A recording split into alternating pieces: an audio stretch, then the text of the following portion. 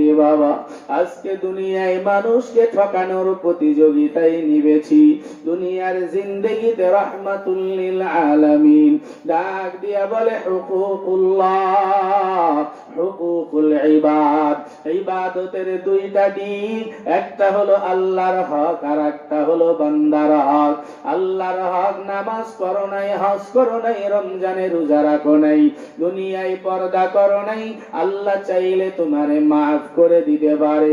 কিন্তু দয়ার নবী বলে বান্দার হক যদি সরিষার দানা সম পরিমাণ কেউ নষ্ট করো, ওই বান্দা বান্দি যদি তোমারে মাফ না করিয়া দেয়, আল্লাহ হাসরের ময়দানে বলবে রে গোলাম, আমি আল্লাহর সব ক্ষমতা আছে, এটা মাফ করার ক্ষমতা নাই।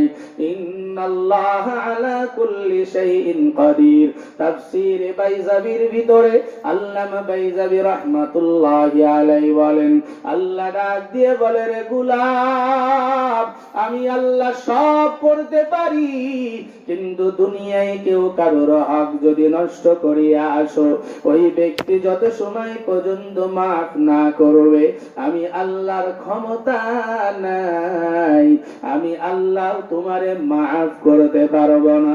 রহমতে আলম নবী ইন্তেকালের আগ মুহূর্তে মুমূর্ষু অবস্থায় উঠতে পারে না, হযরত আবু বকর সিদ্দিককে ডাকলেন, ফজল ইবনে আব্বাস রাদিয়াল্লাহু তাআলা আনহুকে ডাকলেন।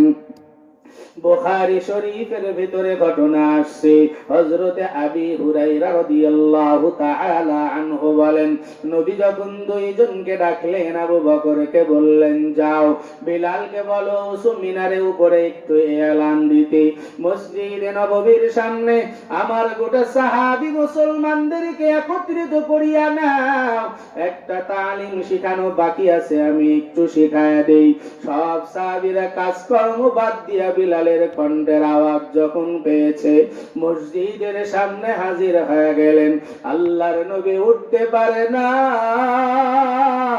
ফজল ইবনে আব্বাসের কাঁধের উপরে এক হাত, আবু বকরের কাঁধের উপরে এক হাত দিয়া পা ছেঁচড়াইতে আল্লাহর নবী আসিয়া সিংহাসনে বসলেন। চেয়ারে বসিয়া ডাক দিয়া বলে, সাহাবীর দল, দুইটা জিনিস বুঝি তোমাদেরকে শিখাইতে ভুলে গেছি। একটা জিনিস হলো, আমার কাছে কি কেউ কোনো পাওনাদার আছো নাকি? দুনিয়ার জিন্দেগিতে হক আদায় করিয়া যাওয়া লাগবে।